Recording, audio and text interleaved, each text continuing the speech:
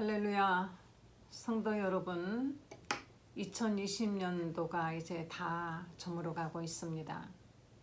올 한 해는 코로나라고 하는 전염병 때문에 우리에겐 정말 힘들고 지루하고 어려운 시간들이었습니다.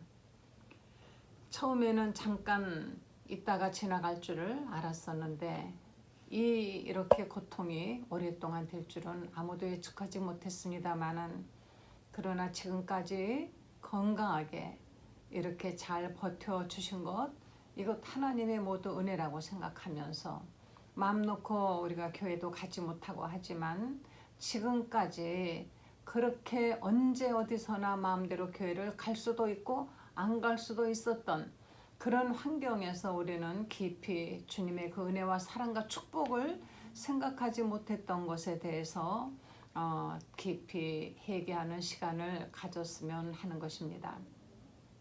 우리는 그동안 한국은 영적으로 너무 많은 축복을 받았습니다. 짧은 기독교 역사지만은 많은 교회가 생겨났고 많은 크리스찬들이 이제 예수님을 믿고 영접하고 신앙생활을 할 수가 있었습니다.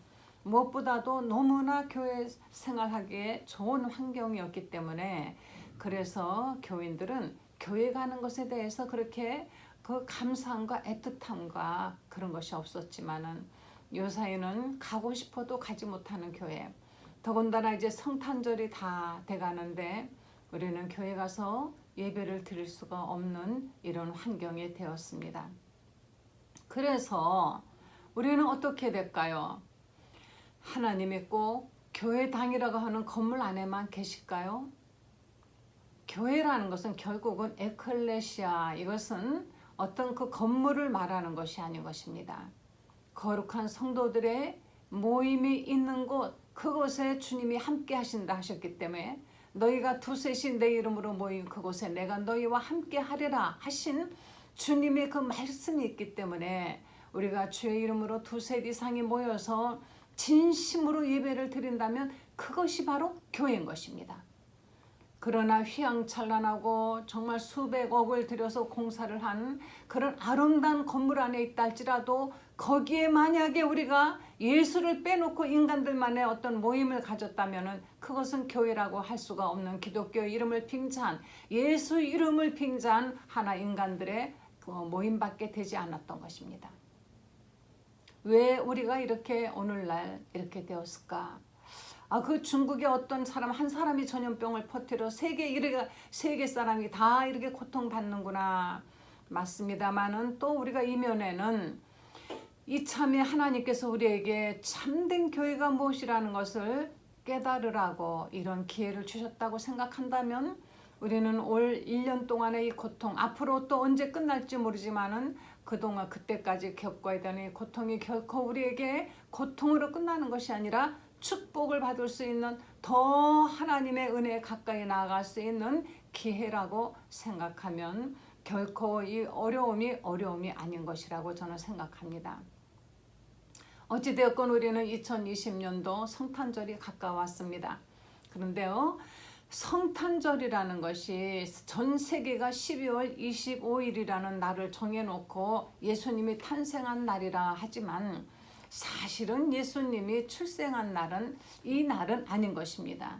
이것은 로마가 이제 그 기독교를 받아들이기 시작했을 때 어느 날 하루 자기들의 국경일을 그것을 성탄일로 정해놓고, 바로 이 날을 예수님의 성탄이라고 정해놓고 쉬도록 그렇게 하였던 것입니다. 그래서 12월 25일이 예수님이 오신 날을 그저 기념하는 날이다 생각하면 되지만, 꼭 그날 태어났다라고 이것은 단정지어서는 아니 되는 것입니다. 그래도 어쨌건 간에 예수님의 탄생한 날을 기념하면서 예수님께 나가서 예배드리고 예수님의 뜻을 기리고 예수님의 사랑을 전파하는 이와 같은 그 성탄절은 오랫동안 이와 같이 지속이 되어 왔고, 예수님을 안 믿는 사람도 성탄절은 왠지 마음이 들뜨고 기쁘고 즐겁고, 길에서 크리스마스 캐롤이라는 노래가 나오면은 왠지 마음속에 어떤 사랑도 생겨나서 구세군 낭비에 돈도 넣고 이러면서 훈훈한 겨울에 우리는 성탄절을 지내왔습니다. 그러나 올해는 우리에게는 정말 어려운 성탄절입니다. 날씨는 춥지만은 사람들의 마음도 같이 꽁꽁 얼어붙어서 훈훈한 것을 찾아볼 수가 없는 이런 성탄절이 되었던 것입니다. 우리는 이 성탄절의 의미를 올해는 다시 한번, 지금까지 우리는 정말 그러면 성탄절의 의미를 제대로 알고 제대로 성탄절을 지냈는가? 성탄절이 무엇이냐 하고 아이들에게 물어보면 아이들이 모두가 산타 할아버지가 선물 주는 날이요, 이렇게 대답을 합니다. 산타 할아버지가 누구냐 하면은 착한 일을 했을 때 선물 주고 다니시는 할아버지고, 이렇게 아이들은 대답을 합니다. 그럼 산타가 누구일까요? 왜 우리는 성경에 나와 있지 않는 어떤 그 산타라고 하는 착한 일을 하느라고 물론 몰래 사람들에게 어떤 사랑을 베풀었던 사람이지만은 이것이 예수님을 앞질러서는 안 되는 것입니다. 이제는 산타를 실어 나르는, 썰매 탄 그 산타를 실어 나르는 사슴이 크리스마스의 상징이 되어서 이제 크리스마스 카드에는 어느덧 이제 산타와 사슴이 등장을 하지 않았습니까? 크리스마스 되면은 모두 다 선물을 주고받고 카드를 주고받고 하는데 거기에 그 카드에 예수님의 그 어떤 아기 예수라든가 어떤 예수님의 관계된 어떤 그림을 찾아보기 요즘은 너무나 힘듭니다. 이제는 정말 메리 크리스마스가 아닌 어떤 다른 또 문구를 집어넣어서 크리스마스 카드를 대신하고 있으면서 이렇게 크리스마스는 갈수록 퇴색하여서 진정한 성탄의 의미를 세상 사람들은 알지 못하고 엉뚱한 어떤 대상을 놓고 이들은 즐거워하고 있던 것입니다. 자, 우리는 오늘 마가복음 10장 45절의 말씀 한 절 읽어보겠습니다. 인자가 온 것은 섬김을 받으려 함이 아니라 도리어 섬기려 하고 자기 목숨을 많은 사람의 대속물로 주려 함이니라. 여기 인자는 누구를 말하는 것입니까? 예수 그리스도, 육신으로 오신 사람의 아들이신 그분은 분명히 하나님이십니다. 그런데 사람의 아들로 이 땅에 오셨습니다. Son of Man, 바로 사람의 아들로 이 땅에 그분이 왜 오셨어요? 왜요? 그분이 왜 그렇게 사람의 아들로 오셨습니까? 그분이 사람의 아들로 왔기 때문에 그분을 말할 때 그때는 인자라고 하는 것입니다. 예수님께서는 언제나 그랬습니다. 인자가 온 것은 계속 이렇게 말씀하시는 것은 나는 죽지 않을 하나님이지만은 그러나 내가 일부러 죽을 요소를 가진 육신을 가지고 이 땅에 온 것은 피를 흘리고 죽을 어떤 목숨이라는 것을 가지고 이 땅에 온 것은 왜 이 땅에 그렇게 왔느냐? 내 목숨을 많은 사람의 대속물로 주려고 온 것이라. 우리는 성탄절이 그저 단순히 노래 부르고 술 먹고 밤새우고 뭐 사람들이 그냥 선물을 주고받고 이런 것이 그렇게 퇴색해 버렸는데요. 정말 큰 그 정말 성탄의 의미는 아무도 얘기하지 않지 않습니까? 교회에서 성탄절 행사를 할 때도 이렇게 중요한 것을 바로 하나님의 아들이 이 땅에 그 목숨을 대속물로 주려고 왔다고, 여기에 이것은 정말 쏙 빠져 있고 말구유에 누워있는 어린 아기 그리고 마리아가 더 크게 부각되는 이런 연극을 하면서 교회에서도 정말 이 성탄절에 바로 인자가 육신을 가지고 우리를 위해서 죽기 위한 목숨을 가진 그런 인간으로 오셨다라는 것, 대속물로 대신 속죄 제물로 하나님께 드리기 위해서 오셨다라는 이 중요한 사실을 빼놓고 있습니다. 예수님이 오시던 당시에 바로 유대 땅 베들레헴에, 바로 유대 땅 전체의 로마가 갑자기 호적을 하라 그랬습니다. 왜 느닷없이 호적을 하라 그랬을까요? 로마는 사람들의 인구 조사를 해서 인구가 정확히 나와야만이 또 세금을 얼만큼 거둘지 자기들의 예산이 쓰는 거예요. 그리고 얼만큼의 인구가 우리들의 정말 그 식민지 생활을 하고 있는지 이들은 알고 싶었던 것입니다. 그래서 인구 조사를 하도록 시켰습니다. 그래서 이 나사렛 땅에 살고 있던 요셉은 이제 임신하여서 아이를 거의 낳을 때가 다 된 마리아를 데리고 유대 땅 베들레헴까지 갈 수밖에 없었던 것이에요. 왜냐하면 호적을 하려면 자기 고향에 가서 해야만이 됐거든요. 그 고향이 바로 베들레헴인 것입니다. 그런데 왜 이와 같은 일이 있었을까요? 이건 로마가 이렇게 작정했고 원했기 때문이 아니라 사실은 성경에 기록된 말씀, 예수님이 태어날 때에는 그분의 잉태되는 순간부터 태어나서 살아가신 그 모든 것들이 성경에 기록된 말씀대로 되었던 것입니다. 유대 땅 베들레헴아, 너는 지극히 작은 고을이지만 결코 작지 않다라는, 바로 내게서 내게서 바로 이 세상을 다스리는 자가 나올 것이다라는 이 예언을 이루기 위해서 예수님은, 하나님의 아들은, 인자는 베들레헴에서 태어나야만이 됐던 것입니다. 그렇기 때문에 그 시기를 딱 맞추어서 베들레헴에 간 그날 바로 마리아가 아이를 출산을 했는데 그 이름이 바로 예수였던 것입니다. 성경에 하나님께서 이와 같이 예수님의 잉태되는 시간부터, 그리고 그분이 출생하고 그 후로 계속해서 일어나는 크고 작은 모든 사건들, 이런 것들이 성경에 기록된 대로 우리들의 죄를 대신하여 속죄하기 위해서 그분은 오셨던 것입니다. 이렇게 예수님이 이 땅에 오셔서 우리 인류의 죄를 대속하게 하기 위하여 하나님은 몇몇 사람들, 순종하는 사람들을 사용하셨습니다. 여기에는 첫째, 마리아의 희생이 있었습니다. 마리아는 요셉과 정혼한 처녀였던 것입니다. 정혼하고 마리아가 요셉의 집에 가서 지낼 때, 정혼하고 1년 동안은 신랑 집에 가서 있지만은 두 사람이 예식을 치르기, 결혼식을 하기 전까지 그 두 사람은 동침하지 않는 그런 사이로 지내는 것입니다. 그런데 바로 그 때에 마리아가 임신을 하니까 요셉은 정말 난감했습니다. 그렇지만 요셉은 정말 성정이 의롭고 정말 괜찮은 사람이었어요. 그래서 가만히 마리아를 돌려보내려고 했습니다. 그렇지만 마리아는 자기의 내가 어떻게 해서 아이를 가졌다라는 변명도 없었어요. 그 마리아가 처녀였는데 한밤중에 천사가 찾아왔습니다.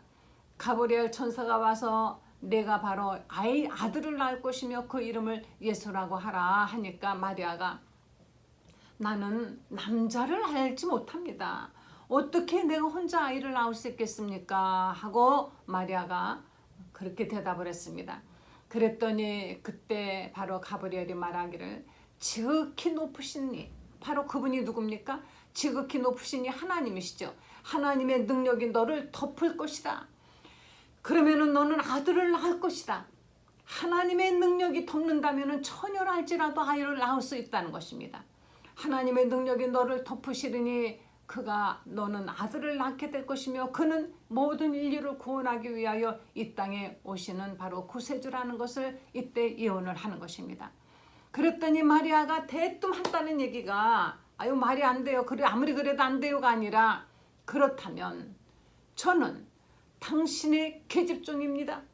종은 가라 하면 가고 오라 하면 오고, 종이라는 말은 어떤 뜻이냐면은 죽으라면 죽고 살라면 살고 자기의 주관이 없다는, 자기의 주장이 없다는 뜻인 것입니다.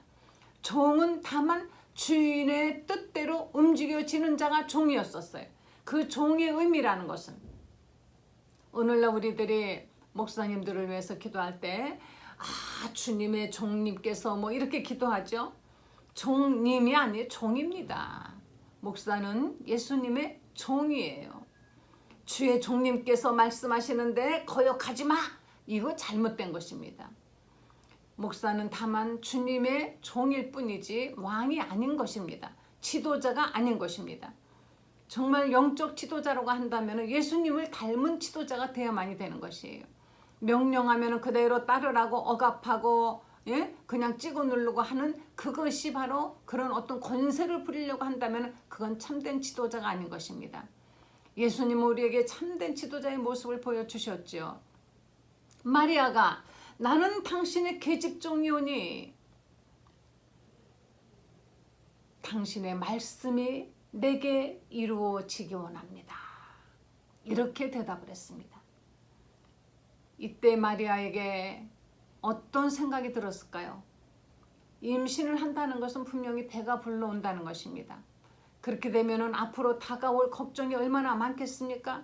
배는 불러오고 아직 결혼은 안 했고 요셉과 그 주위 사람들이 자기를 어떻게 할까? 거기까지 많이 생각하지 않았어요. 마리아는 하나님의 뜻에 다만 나는 지금 순종할 따름이라 앞으로 다가오는 어떠한 그런 위기가 온다 할지라도 이 위기는 하나님께서 알아서 하실 것이고 혹 위기가 온다 할지라도 내가 걱정할 문제가 아니다라는 믿음이 있었던 것입니다. 하나님의 뜻을 이루려면 이와 같은 위기가 와요. 그렇지만 이 위기에 우리는 순종만 하면 되는 것입니다. 그러면 그 위기는 하나님께서 해결해 주시는 것이에요. 우리는 하나님 뜻에 순종하려고 할 때 위기감을 느끼죠. 하나님 뜻대로 살려면 작고 큰 위기가 있습니다. 그때마다 우리는 그 위기를 내가 해결해야 되는 줄 알고 순종 못할 때가 많이 있습니다. 매주 주일날 교회 가려면 가족들이 분명히 핍박할 것입니다. 이걸 생각하면 교회 못 가요. 그러나 그런 위기가 온다 할지라도 나는 오직 순종하리라. 나머지는 하나님께서 하십시오. 하나님의 뜻대로 살려면 물질적인 어려움도 또 올 수도 있습니다. 왜? 하나님 뜻대로 사업화가 하나님 뜻대로 살면 어떻게 우리가 큰 돈을 내 손으로 벌 수가 있겠습니까? 거기다가 또 헌금 내야죠. 11조 내야죠. 야, 11조를 다 써도 먹고 살기 힘든데 어떻게 이걸 다 하겠는가? 위기가 찾아올 것입니다. 그러나 그 위기를 내가 해결하려고 하면은 절대로 드릴 수가 없어요.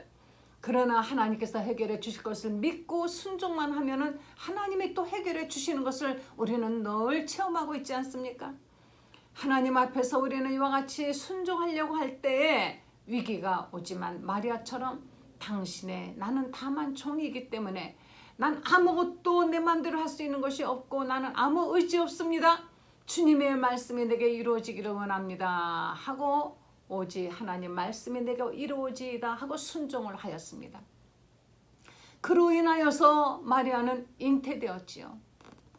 요셉도 위기가 왔습니다. 결혼을 해야 되는데 자기 결혼할 아내가 될 여자가 도대체 알 수가 없습니다. 임신을 해갖고 배가 불러오니까 그 마음이 얼마나 고통스럽고 힘들었겠습니까? 그러나 그 요셉은 조용히 보내려고 하는데 꿈에 하나님이 현몽하셔서 내 안에 마리아를 데려오는 거 절대 두려워하지 말아라.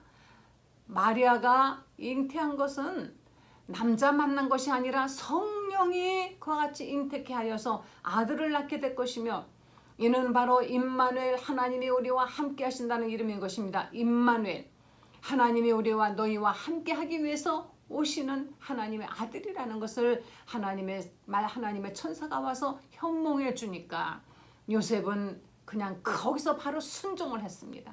아무 소리 안 하고 아무 말도 하지 아니하고 그대로 순종하여서 호족을 하라는 명을 따라서 배불러 가지고 만삭에 대해서 오늘내 하는 그 임산부를 데리고 베들레헴 땅까지 갔는데 마침 거기서 마리아가 출산을 하게 된 것입니다.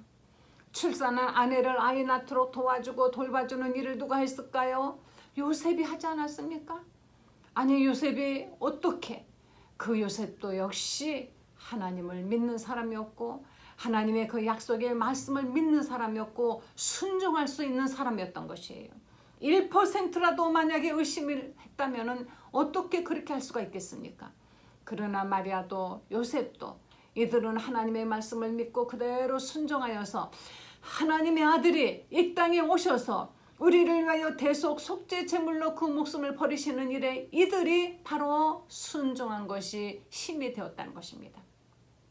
하나님은 하나님의 일을 이 땅에서 하실 때 혼자 하시는 것이 아니라 어느 날 영이신 하나님이 여기 번쩍 저기 번쩍 나타나셔서 그냥 우리가 보지도 못하고 알지 못하는 사이에 이루는 것이 아니라 누군가가 순종할 사람을 하나님에 딱 찍어서 그 사람으로 하여금 순종하도록 하여 그를 통하여 이루시는 것입니다. 하나님은 믿음 있는 사람을 통하여 하나님의 역사를 이루십니다. 하나님은 순종하는 사람을 통하여 하나님의 섭리를 이루십니다. 하나님은 하나님의 그 뜻의 섭리에 순종하여서 희생하려고 하는 그 사람을 통하여서 하나님의 영광을 나타내시는 것입니다. 여러분, 하나님이 이 땅에서 지금도 하나님의 일을 이루기를 원하고 계시는데 우리가 가지고 있는 생각과 우리의 두려움과 불신앙 때문에 하나님의 일을 혹시 방해하고 있지 않는지 잘 생각하시면서 2020년도에 이 성탄절은 다른 때의 성탄절보다 아마 영원히 우리의 기억에 남을 것입니다. 우리는 교회를 제대로 가지 못하는 이런 성탄절 지내본 적 없지 않습니까? 교회 그저 와달라고 그냥 저도 어렸을 때 성탄절이면은 교회에 와달라고 온통 뭐 사탕도 주고 못도 주고 하면서 하는 그런 데에서 가서 연극 보고 어쩌고 이렇게 했었어요. 그런데 지금은 가고 싶어도 교회를 가지 못하는, 정말 사모하는 사람만이 성탄절답게 보낼 수 있는, 참된 성탄절을 보낼 수 있는 2020년도인 것입니다. 이제는 산타 할아버지를 섬기는 것이 아닙니다. 사슴을 섬기는 것이 아닌 것입니다. 우리는 정말 알지 못하는 어떤 그런 이상한 상품들이 오고 가는 그런 성탄절이 아닌 것입니다. 이 땅에 하나님의 아들이 인자가 왜 오셨는가? 인자가 온 것은 그분은 섬김을 받으러 온 것이 아니라 도리어 섬기려 하되 자기 목숨을 많은 사람들의 대속물로 주면서 섬기려고 오셨다 그랬습니다. 예수님이 목숨 바쳐 우리를 바로 섬기길 원하십니다. 다시 말하면 예수님의 그 목숨을 다 바쳐 우리를 하나님의 자녀로서, 하나님의 자녀로 떠받들기를 원하고 계시는 것이, 하나님의 자녀로 떠받든다는 것은 이 땅에서 부귀영화 누리고 권세 잡고 산다는 것이 아닌 것입니다. 예수님이 이 땅에서는 목숨을 다 바쳐 희생 제물이 되셨지만 그분은 3일 만에 다시 살아나셔서 저 하늘에서 보좌 우편에서 영광 받고 계시는 것처럼 우리도 예수님의 뒤를 쫓아서 예수님처럼 이 땅에서는 희생이 있고 어려움이 있다 할지라도 우리가 다시 이제 부활해서는 하늘나라 아버지 집에 가서 영광의 자리에서 주님과 함께 한다는, 그것이 보장되어 있는 삶인 것입니다. 올 성탄절은 정말 예수님의 뜻을 깊이 사기면서 이 죄인들을 위하여 이 땅에 속죄 제물이 되어 오신 예수님의 은혜를 진정 감사하시는, 그래서 예수님의 뜻을 한 사람에게라도 더 전하며 이루게 할 수 있는 성탄절 되시길 예수 이름으로 간절히 축원합니다. 하나님, 우리를 위하여 속죄 제물 되어 오신 은혜에 감사를 드립니다. 올 2020년도 성탄절 우리는 여느 때와 같이 화려한 칸타타가 있고 여러 가지 행사가 있는 그런 화려한 행사를 하지 못하고 있지만은 우리 마음속으로 깊이 이 땅에 오신 예수님을 생각하고 영접하며 기뻐하며 감사드리는 성탄절이 되게 하여 주시기를 원합니다. 이 성탄의 기쁨을 알지 못하여서 지금도 지옥의 길을 가고 있는 이 시간, 이 순간에도 지옥길을 가고 있는 사람들이 많이 있는 것, 이것 우리들이 아버지 하나님이시여 정말 회개하고 책임져야 될 일이거늘 우리들 이렇게 마음 편안히 잘 지내고 있습니다. 주여 우리를 용서하여 주시기를 원합니다. 2020년도 성탄절은 어느 때보다도 주님을 깊이 생각하는, 진정 이 땅에 오신 예수님께 감사드리는 성탄절 되게 하여 주시옵소서. 예수님의 거룩하신 이름으로 기도했습니다. 아멘.